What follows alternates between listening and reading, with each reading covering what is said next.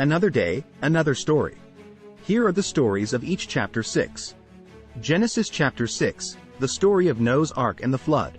According to the story, God saw that the wickedness of humanity had become great on the earth, and decided to destroy all living creatures with a flood.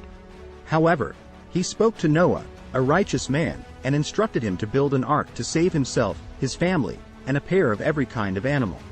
After the floodwaters had covered the earth for 40 days and 40 nights, the ark came to rest on the mountains of Ararat. Noah then sent out a dove to find dry land, and eventually the waters receded, allowing Noah and his family to leave the ark and start a new life. Matthew chapter 6.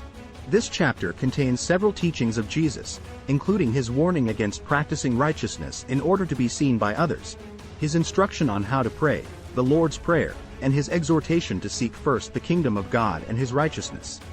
Jesus also teaches about the danger of serving money and the importance of trusting in God's provision. The chapter ends with a call to not worry about tomorrow, but to live in the present moment and trust in God's care. Ephesians chapter 6. This chapter contains Paul's exhortation to the Christians in Ephesus to put on the full armor of God in order to stand firm against the devil's schemes.